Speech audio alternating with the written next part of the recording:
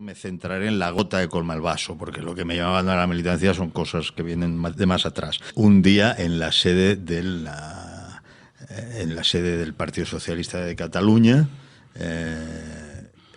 tengamos presente que el PSOE llevaba ya 4 años en el gobierno de España, tengamos presente que el ministro de Defensa era un hombre del Partido Socialista de Cataluña, y yo en la sede de ese partido, yo de pronto oí un aplauso, ¿no?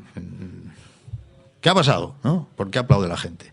No, es que ETA acaba de asesinar a Sáenz de Nestrilla. Desde Pablo Iglesias a Zapatero, el periodista Juan Carlos Girauta ha querido plasmar en la verdadera historia del PSOE la historia de las siglas más persistentes de la política nacional española, tanto sus luces como sus sombras. Este libro pretende destrenzar una maraña para ofrecer al público una historia que muchos socialistas preferirían no recordar. Porque quizás, como dice el autor, hay una tendencia historiográfica a omitir pasajes desagradables o incluso a exagerar en la contextualización para que al final no se entienda nada. Juan Carlos Girauta, bienvenido a Periodista Digital. Muchas gracias. Juan Carlos, ¿se estudia en los colegios españoles que, por ejemplo, Pablo Iglesias, fundador del PSOE, amenazó de muerte al expresidente Antonio Maura en 1910? No creo que se estudie concretamente ese pequeño detalle.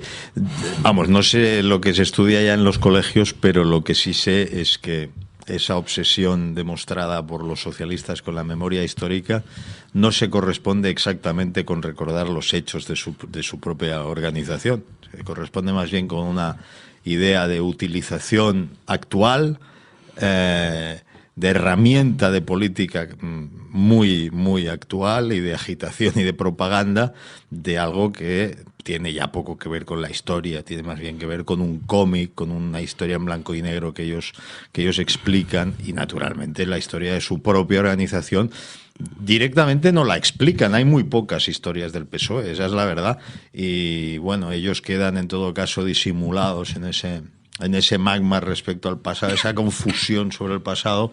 Pues ellos naturalmente se presentan a sí mismos como los buenos de la película, como un partido que siempre ha sido pulcramente democrático, ¿no? O sea que si usted le preguntara a un español de pie quién mató a Calvo Sotelo, ¿cree que sabría la respuesta correcta?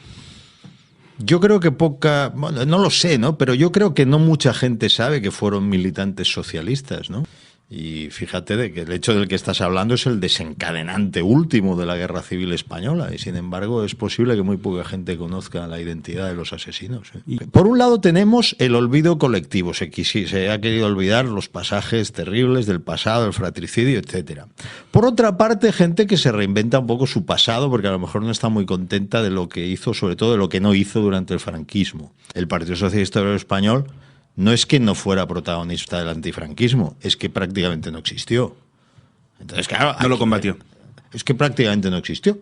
Quedó en una organización diminuta, con sede en Francia, que celebraba congresos discutiendo cosas que cada vez tenían menos que ver con la realidad española, gente que iba envejeciendo fuera de España, y que naturalmente no tenía ya que ver con la realidad. Y la organización interna era una cosa diminuta.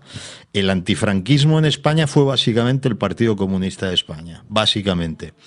Sin embargo, en el mismo instante en que se acaba la transición, en que empieza la transición, parece que el Partido Socialista Obrero Español haya sido el protagonista. Y de algún modo sus siglas se cobran una deuda de la que ellos no eran acreedores. ¿Tiene algún nombre propio esa maquinaria? Sí.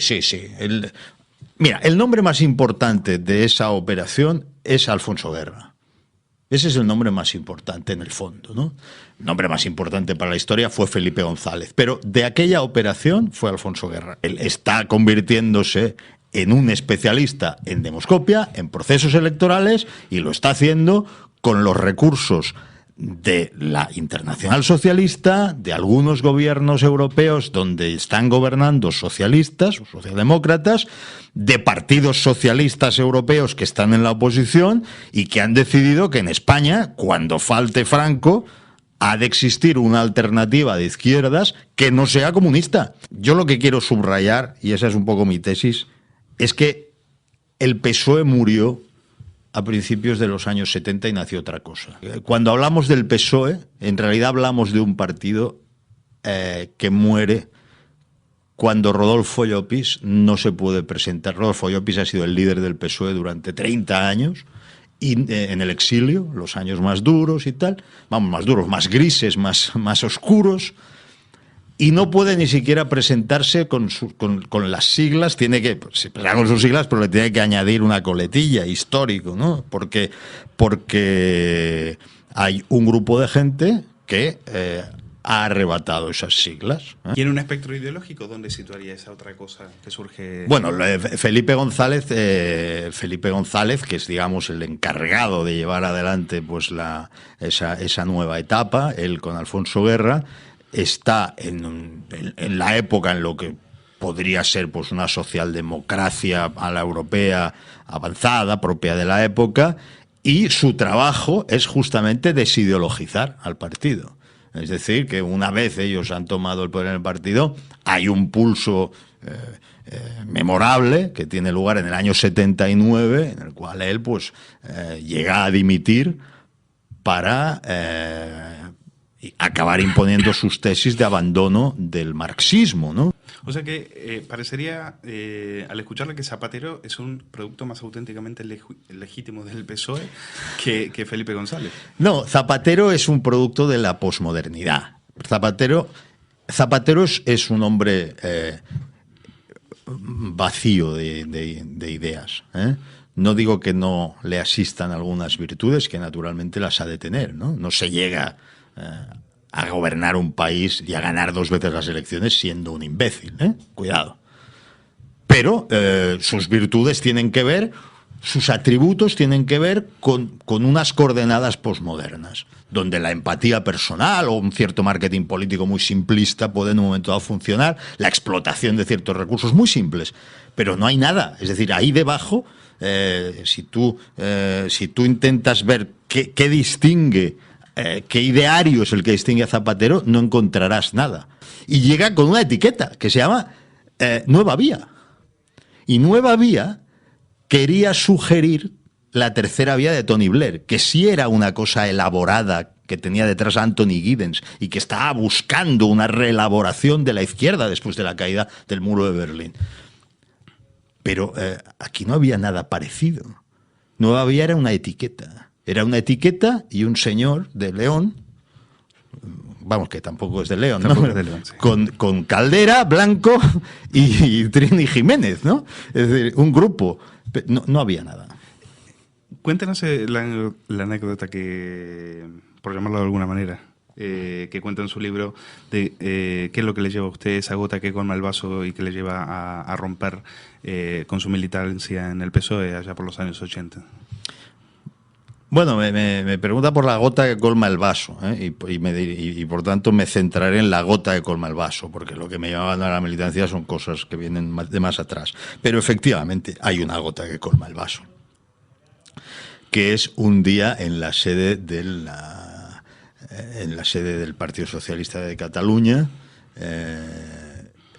Tengamos presente que el PSOE llevaba ya 4 años en el gobierno de España, tengamos presente que el ministro de Defensa era un hombre del Partido Socialista de Cataluña, y yo en la sede de ese partido, esto lo he vivido, me lo pueden negar, pero si me lo niegan yo les aportaré algún otro testimonio que también estaba allí y lo vivió.